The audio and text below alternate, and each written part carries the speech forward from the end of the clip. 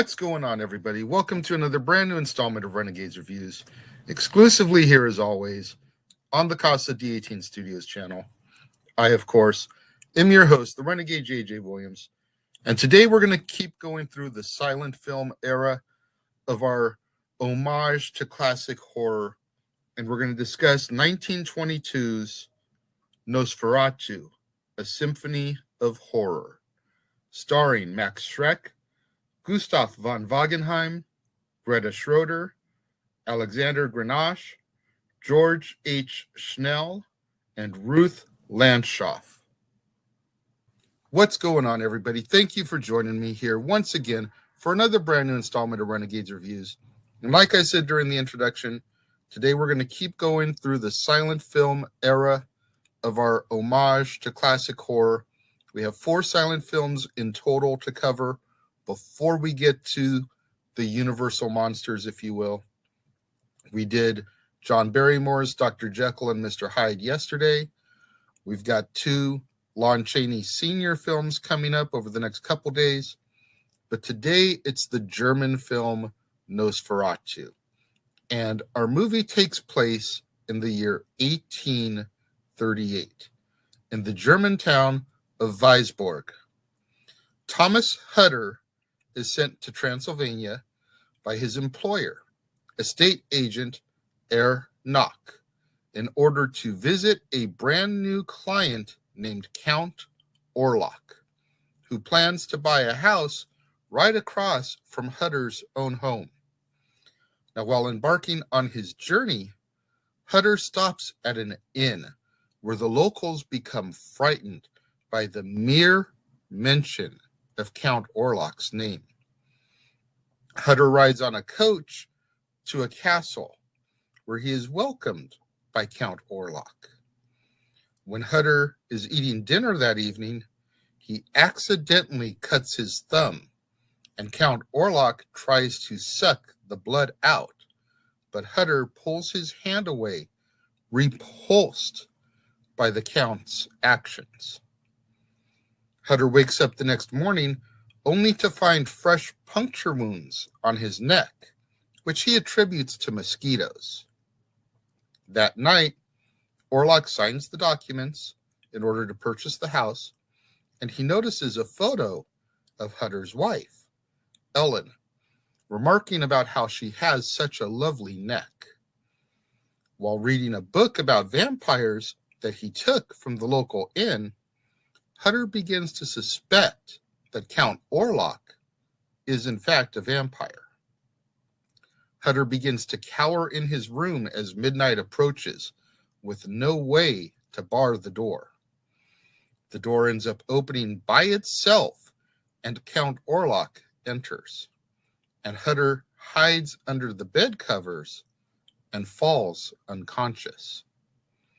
Meanwhile, Hutter's wife awakens from her sleep and is in a trance of some sort. She goes out and she walks on her balcony's railing, which gets Hutter's friend Harding's attention. When the doctor arrives, whom Harding had phoned for, Ellen shouts out Hutter's name, because apparently she can see Orlok in his castle threatening her unconscious husband. The next day, Hutter explores the castle, only to retreat back to his room after he finds the coffin in which Orlok is resting dormant in during the day. Hours later, Orlok piles up coffins on a coach and climbs into the last one before the coach departs, with Hutter rushing home after learning this. The coffins are taken aboard a schooner where all the ship's sailors and captain die, and Orlok takes control of the ship.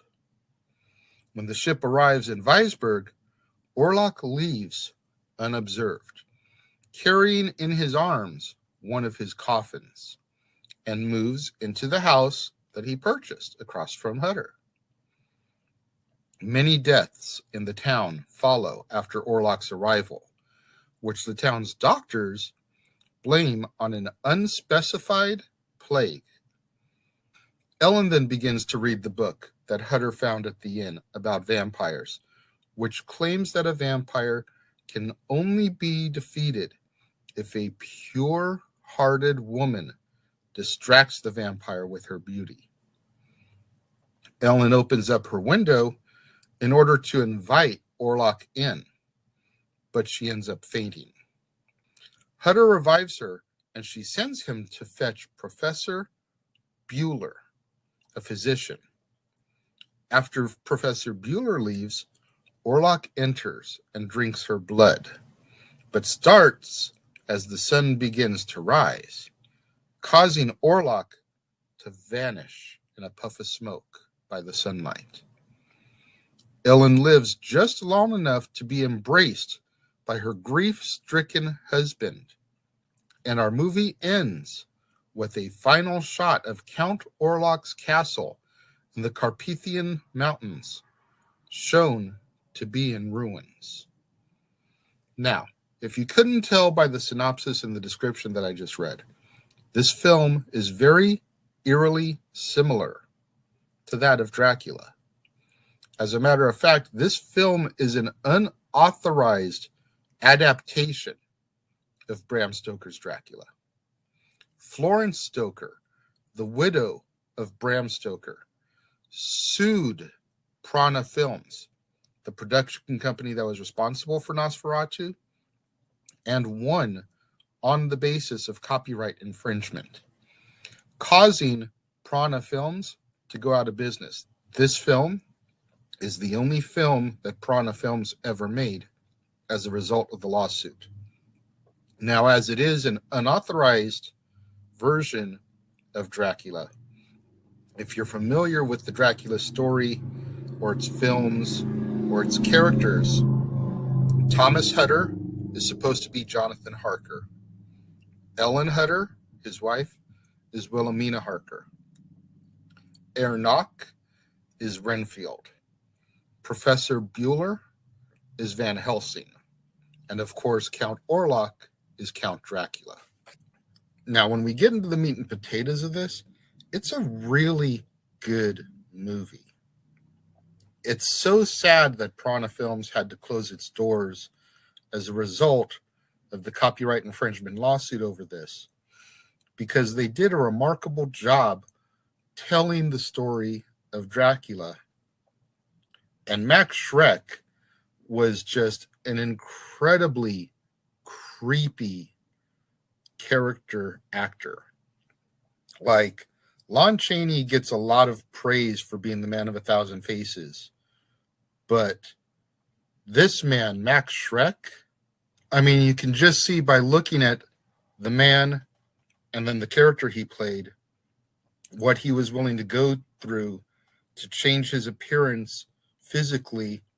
I mean, he's got a little bit of that in the eyes and the nose there already, but just such a dramatic change in appearance for Max Schreck to morph into the Nosferatu character. But I thought the story was well done. I thought that the acting was well done. Again, like we talked about a little bit yesterday with Dr. Jekyll and Mr. Hyde, some of the acting was a little bit overdone, a little bit of overacting, because again, just a reminder, it's a silent film. So you're not hearing the dialogue and the tone of voice. You're just seeing the movements and then a little black screen thrown up with a little bit of dialogue. So you have to overdo some of the performance aspect of it in order to convey shock, excitement, anger, etc. Those little things notwithstanding, though, it's a really good movie, and I highly recommend that those of you that have never seen Nosferatu go out there, look into it. Again, I want to say it's on Tubi. I know it's on YouTube, but look into it and give it a chance. You'll probably be a little bit bored because it's an hour and 15 minutes or so. Silent film. Again, just that beautiful, eerie organ like we discussed yesterday with Dr. Jekyll and Mr. Hyde. That's your soundtrack for the film. But if you can appreciate those things, then I highly recommend that you give it a look, because it's definitely a classic that is worth sinking your teeth into, pun intended. When it comes to my rating for Nosferatu, much like Dr. Jekyll and Mr. Hyde yesterday, I'm going to give it 3 out of 5 stars. I told you guys, I'm not going to rate these silent films much higher because I feel like the quality and the overacting does take away from it a little bit. You got to figure these movies are from the 1920s, man. 1920 yesterday, 22 today, 23 tomorrow, and 25 the day after.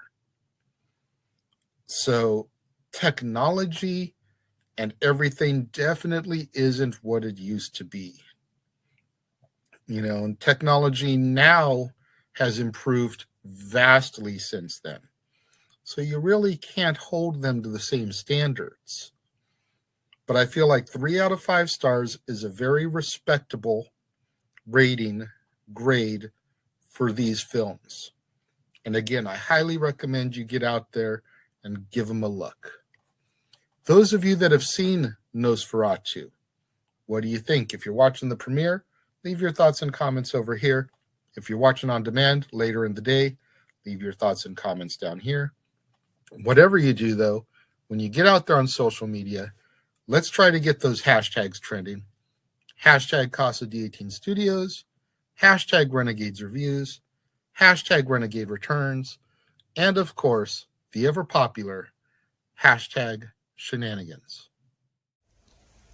We interrupt this episode of Renegades Reviews for an important announcement about merchandising.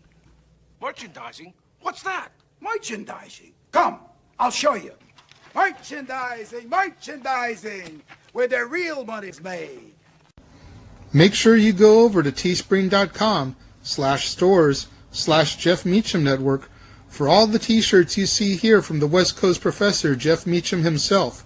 You can get shirts for the Jeff Meacham Network, Talk Wrestling, as well as the red and gold Meachamania shirts. And while you're there, don't forget to get your shirts of the Casa D18 Studios Brotherhood, the Dads on Wrestling shirt, the Renegade J.J. Williams, Statboy Sports Bar, and the hashtag Statboy Approved shirt.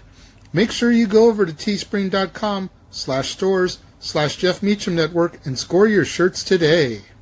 Make sure you guys tune in tomorrow, right back here on the Casa D18 Studios channel, for another brand new installment of Renegades Reviews, when we move forward in our homage to classic horror films, and we discuss the 1923 silent film, The Hunchback of Notre Dame, starring Lon Chaney Sr., Patsy Ruth Miller, Norman Carey, Kate Lester, Ernest Torrance, Tully Marshall, and Brandon Hurst. You're not going to want to miss out tomorrow. Right back here on the Casa D18 Studios channel. Right back here with another brand new installment of Renegades Reviews, when we discuss the first of 2 films starring Lon Chaney Sr., The Hunchback of Notre Dame. To all my loyal fans and viewers out there tuning in for the premiere, leaving your thoughts and comments over here, thank you very much. I greatly appreciate each and every one of you guys. Likewise, to all my loyal fans and viewers out there tuning in a little bit later in the day, watching on demand, leaving your thoughts and comments down here. Thank you very much. I greatly appreciate each and every one of you guys. I appreciate all my loyal fans and viewers out there that tune in for me on a regular basis. Show me that love. Show me that support. Try to get those viewership hours up. I mean, go back. Watch some old episodes of Renegade of Wrestling. Watch some old episodes of Dads on Wrestling. Watch some of the old audio versions of Renegades Reviews. Help me get those viewership hours up so I can get monetized, make some money on this endeavor. Thank you very much once again to all you that tuned in, joined me today, and I will see you guys next time.